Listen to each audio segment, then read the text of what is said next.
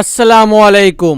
দখলদার ইসরায়েলি বাহিনী এবং ফিলিস্তিনি পুরোদমে যুদ্ধ চলছে, জানিয়ে দিব হাতে থাকা সর্বশেষ আপডেট আন্তর্জাতিক সংবাদ। প্রথমেই সংবাদ শিরোনাম, যুদ্ধ কৌশলে ধরাশয়ী রুশ বাহিনী। আরও জানিয়ে দিব গাজায় ইসরায়েলি বিমান হামলায় আরও 15 জন ফিলিস্তিন নিহত। আরও জানিয়ে দিব লেবাননে ইসরায়েলের বোমা বিস্ফোরণে হতাহত 15 জন। আরও জানিয়ে দিব 24 ঘন্টায় ইউক্রেনের 2000 সেনা হত্যার দাবি রাশিয়ার। সর্বশেষ জানিয়ে দিব ইসরায়েলে হামলা হলে কঠিন বিপর্যয় পড়বে ইরান, যুক্তরাষ্ট্রের হুঁশিয়ারি। শুনছিলেন সংবাদ শিরোনাম, এরপর বিস্তারিত।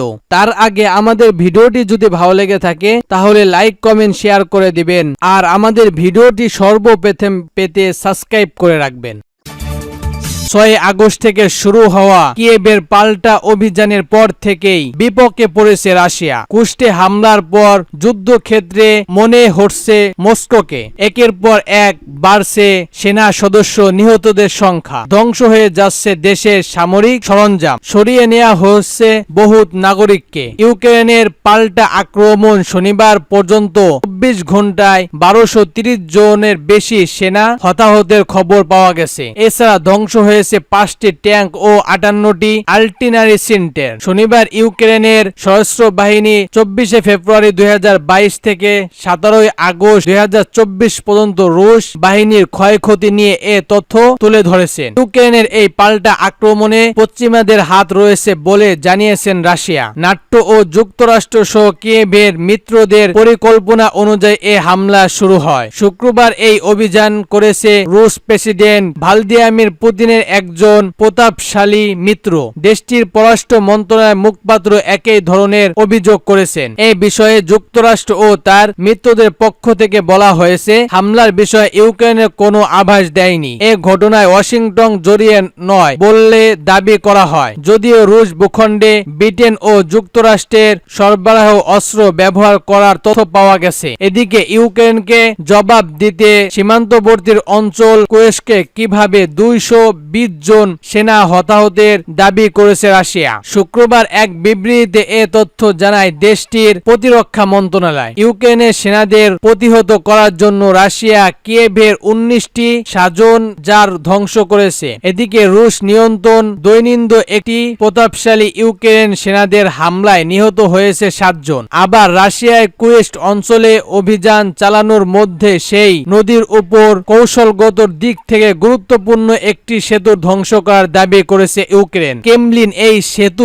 ব্যবহার করে সেনা সরবরাহ করে আসছিল। এটি ধ্বংস হওয়ার সেই কাজ ব্যাহত হতে পারে। ব্রিটিশ সংবাদ মাধ্যম বিবিসির এক প্রতিবেদনে এ খবর জানিয়েছেন। রুশ কর্মকর্তারা জানিয়েছেন, গুসকোভোর শহরের কাছে অভিযানের ফলে স্থানীয় জেনার কিছু অংশ বিচ্ছিন্ন হয়ে পড়েছে। ইউক্রেনের প্রেসিডেন্ট ভলোদিমির জেলেনস্কি বলেছেন, তাদের সেনারা কুষ্টে অবস্থান শক্তিশালী করেছে। দখল করা অঞ্চলগুলোকে বিনিময় অব্যাহত হিসেবে বর্ণনা করে তিনি বলেন, এসবের সঙ্গে ইউক্রেনের মস্কোর দখল করা অঞ্চল বিনিময় করা যেতে পারে। উল্লেখিত চলিত মাসের 6 তারিখ রুশ সীমান্ত অনুপ্রবেশ করে হামলা চালায় ইউক্রেন। দুই দেশের মধ্যে প্রায় 2.5 বছর ধরে চলা যুদ্ধের এই প্রথম প্রতিপক্ষ সেনারা অনুপ্রবেশ করে ইউক্রেন সেনাবাহিনী। এছাড়া দ্বিতীয় বিশ্বযুদ্ধের পর রাশিয়ায় ভয় অস্ত্র আক্রমণের সবচেয়ে বড় ঘটনা এটি। হামলায় 11 দিন পরেও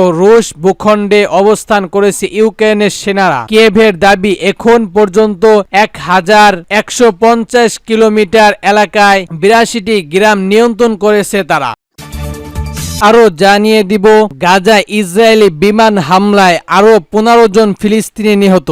এবার শুনুন বিস্তারিত। ফিলিস্তিনের রাষ্ট্রীয় বার্তা সংস্কার জানিয়েছে, মধ্য গাজায় জাওতার শহরে ইসরায়েলি বিমান হামলায় অন্তত 15 জন ফিলিস্তিনি নিহত এবং অসংখ্য মানুষ আহত হয়েছে। শনিবার এক প্রতিবেদনে এই তথ্যটি নিশ্চিত করেছে আল আরাবিয়া। সংস্কারটি এক মুখপাত্র বলেছেন, ইসরায়েলি সামরিক বাহিনী গাজা বিমান হামলায় 15 11 জন নিহত হওয়ার খবর তারা শুনেছেন। ধ্বংসপূর্ণ থেকে মরদেহ উদ্ধারের অনুসন্ধান চলছে। গাজায় ইসরায়েলি হামলার বিরুদ্ধে এই ভূখণ্ডে নিহতের সংখ্যা বেড়ে পৌঁছেছে 40,000-এরও বেশি। এছাড়া গত 10 মাসে আহতর সংখ্যা 91,000-এরও বেশি ফিলিস্তিনি। গত 7 অক্টোবর সামরিক হামলা চলিত 1200 ইসরায়েলকে হত্যার পাশাপাশি প্রায় 250 ইসরায়েলি ও বিদেশি নাগরিককে গাজায় বন্দী করে নিয়ে আসে ফিলিস্তিনি প্রতিরোধ আন্দোলন বাহিনী হামাস। একই দিনে হামাসকে নির্মূল এবং বন্দীদের মুক্ত নিশ্চিত করতে ফিলিস্তিন স্বাধীন গোষ্ঠীকামী বিরুদ্ধে যুদ্ধ ঘোষণা করেন ইসরায়েল।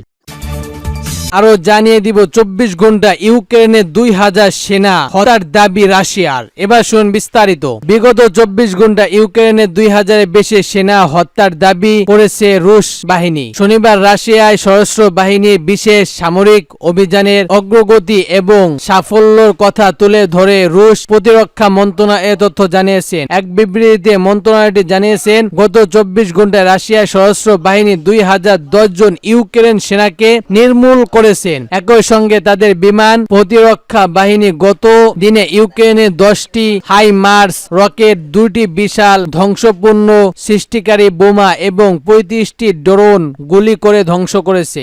এছাড়া রুশ বাহিনী একটি SU-24 ফ্লাইভের বোমা বিমান এবং ইউক্রেনের বিমান বাহিনীর 3টি হেলিকপ্টার ধ্বংস করেছে। এর মধ্যে 2টি Mi-8 এবং একটি Mi-17 হেলিকপ্টার রয়েছে। অন্যদিকে রাশিয়ায় ব্ল্যাক সি ফ্লিট ইউক্রেনের নৌবাহিনীর 2টি মনুষ বাহিনী নৌকা ধ্বংস করেছে বলে বিবৃতিতে দাবি করেছেন। রুশ প্রতিরক্ষা মন্ত্রণালয় আরো জানিয়েছে, রাশিয়ার ভোলাট ব্যাটাল গ্রুপের ইউনিটগুলো ফ্লাইট লাইনে তাদের অবস্থান উন্নতি করেছে। একই সঙ্গে রুশ সেন্টের ব্যাটের ইউক্রেন নিউজ এজেন্সি গ্রেন্ড আক্রমণে প্রতিরোধ করেছে এবং শত্রুদের 6টি বিগতে আঘাত আনেছে। তবে এ বিষয়ে ইউক্রেনের পক্ষ থেকে তাৎক্ষণিকভাবে কোনো প্রতিক্রিয়া পাওয়া যায়নি, সূত্র তাজ নিউজ এজেন্সি।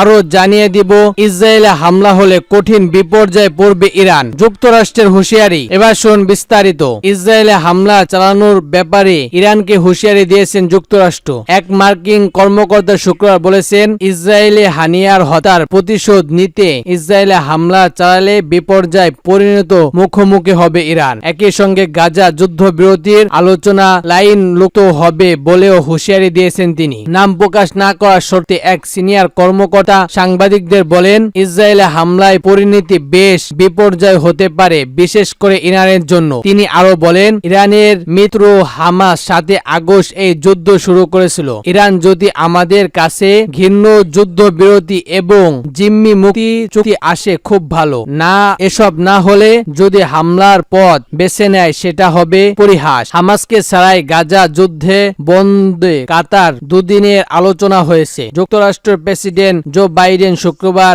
দাবি করেছে, যুদ্ধবিরতির আলোচনা আগে যে কোনো সময়ে চেয়ে সফল হয়েছে, যদিও সমালোচনা বলছে আদৌ কোনো সিদ্ধান্ত আসেনি এই বৈঠক থেকে। 31শে জুলাই তেহরানের ক্ষেপণাস্ত্র হামলায় ফিলিস্তিনির প্রতিরোধ আন্দোলনে হামাসের প্রধান ইসরায়েলি হানিয়া নিহত হন। এই হত্যাকাণ্ডের জন্য ইসরায়েলকে দায়ী করে তারা দেশটির বিরুদ্ধে প্রতিশোধ নেওয়ার প্রতিশ্রুতি দিয়েছেন ইরান।